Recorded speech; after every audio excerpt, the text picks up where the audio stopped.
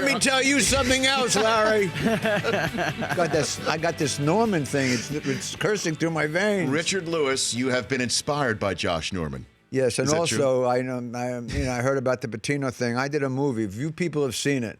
Mm-hmm. The midway through to the end is the best work I've ever done. It's called Game Day, and I play a college coach who's in the finals.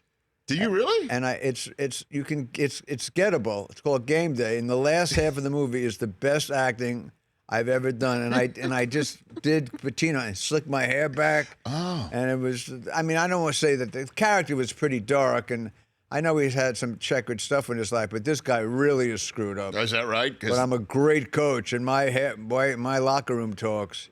Any actors out there who want any kind of help, just get Game Day.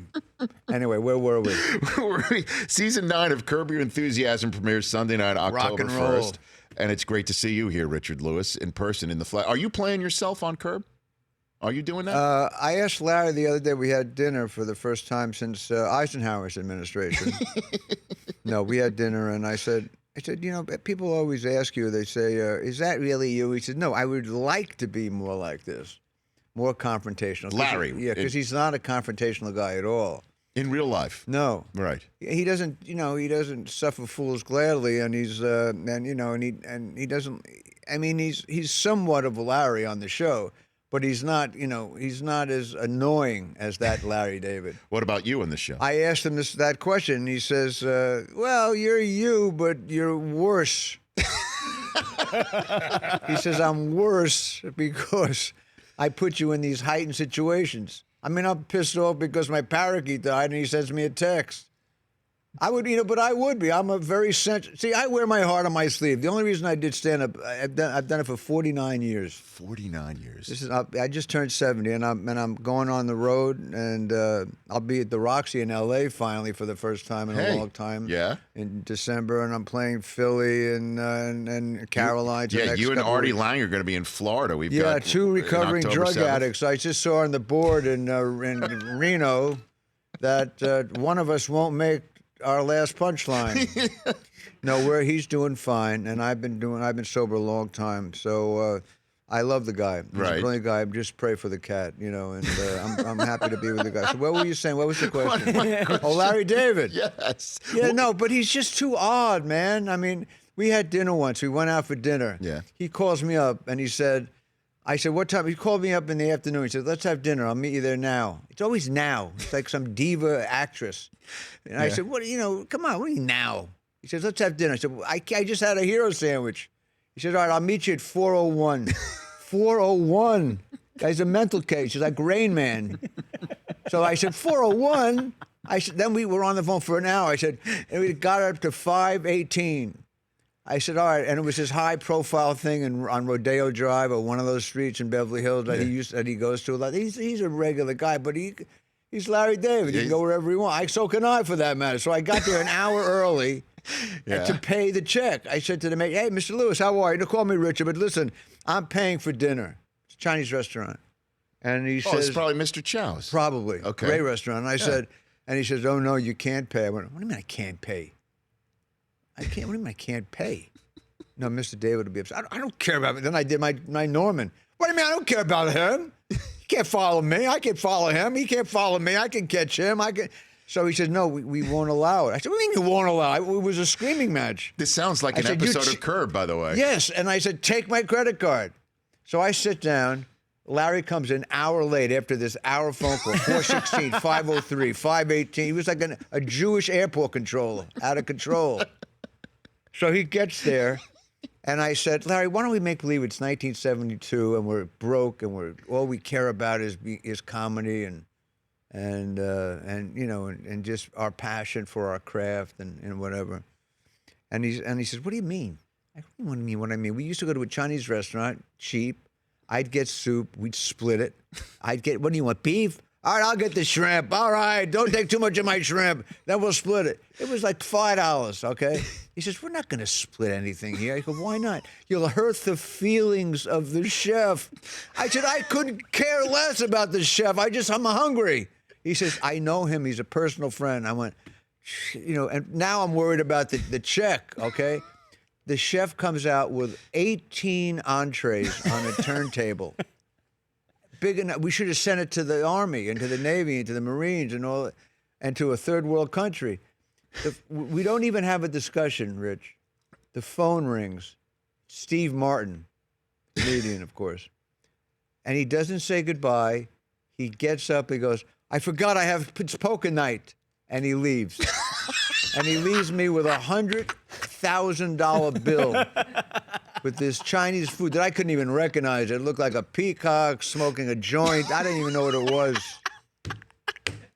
This is an episode of Curb Your Enthusiasm. I hope you do so. realize that. Wow. That's like straight out of what we might see on HBO. He once left Sunday me. night. I had a birthday. I wanted to give him a birthday present. He loves the Yankees. I bought 2 rare Mickey Mantle cufflinks and another Yankee memorabilia. And I said, like, I don't. And I wrote him a letter how much he's meant to me. I know we were born in the same hospital, 3 days apart. Is that right? Yeah. And it gets odder than that. We knew each other when we were teenagers and hated each other. We never saw each other until we became comedians, and we didn't know we were the same people 12 years before. And we almost had well, he doesn't think we had a fist fight, but I was ready to knock him down. So I give him the gifts. Yeah. I said, I don't want to be at the table while you're reading this letter. It felt too like love, too much love. Yeah. So I said, let me go to the bathroom, read the letter. I want you to know what you mean to me. So you, Richard Lewis, went to the bathroom while he read, I come he back. read this letter. you He's wrote to him. already up, leaving the restaurant, saying, "I gotta go." I go, we didn't order yet. He says, "My meat is running out." Now I'm not suggesting I know he's wealthy, but when you have that kind of money and his meat is running out, the guy should be institutionalized. And I'm allegedly one of his best friends. The whole thing sucks. I love his daughters. I worship his daughters. Yeah. Who did? I'm sorry. I have a little bit of a head cold. One of the greatest sitcom guys in the '70s, All in the Family. Yeah. He's the Norman Lear of Yeah. the last 40 years. No one can touch Larry David. He's one of the greatest storytellers ever, maybe. Well, and again, and a terrific performer. Curb is as good as it's ever been, and it's coming back on Sunday. And, you mentioned how Larry he's a big Yankee fan. People noticed him sitting right behind home plate in the game where Aaron Judge... baby red sweater. Nice sweater. God, you look like Perry Como in Vegas. He sat there behind home plate for the game where Aaron Judge hit home runs number 49 and lucky 50. Guy. I know. He's such a Yankee freak. I know. So he's fired up about them, and then he loves his Jets and he loves his Knicks. What about you? Which team do I you have? screwed up. All my friends hate me. My sports. I am a big sports fan, but I was a little boy when the Dodgers were there, and then Sure. when I was 6 or 7, they moved, and I was shaken. I was to the core. Mm-hmm. And then the Giants. Well, I was a Brooklyn Dodger fanatic, and and I was raised to Vince. As soon as I came out of the womb, fasten your seatbelts. Good impression of Vince Scully. That could have been Telly Savalas. I have no talent. I'm sorry. That's the worst Vince Scully. Richard, that's Get Roy Firestone. Get Roy Firestone for an impression. So he does great impressions. So at any rate, I moved to L.A. in the 70s. Yeah. I heard Vinny again, thank God. Yeah. I wrote a book once with an essay on how important he was, because he was throughout all our lives, all these generations. But then I said, wait a minute, and this is what turned it around. The 78 Yankees, when they were 14 and a half games behind and they came back. Bucky Dent. All of those guys. Right. And I just fell in love with that team. And I said, wait a minute, I have to root for my New York team. So now I was a Jet and a Met fan. Now I'm New York Korean ping pong team. Do you know the Pandas? I don't. There's a great player, Fong Lee. He has a great defensive, and he has a great backhand. Unfortunately, they're worse than the 1962 Mets. They're 2 and 111, but I root for them. Because you're true blue, Richard. And you can get him on satellite on Ping Pong Channel. Yeah.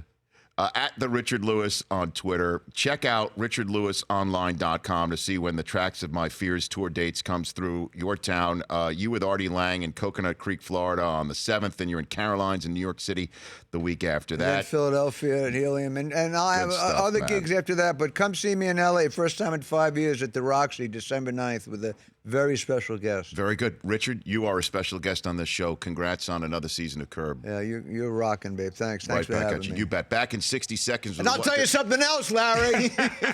My parakeet's more important than you. The Rich Eisen Show. Weekdays at noon Eastern on radio stations across the country and audience. If you like that video, be sure to download our app. And I'll be sure to move Week 6 games to Saturday for that wedding you have to go to.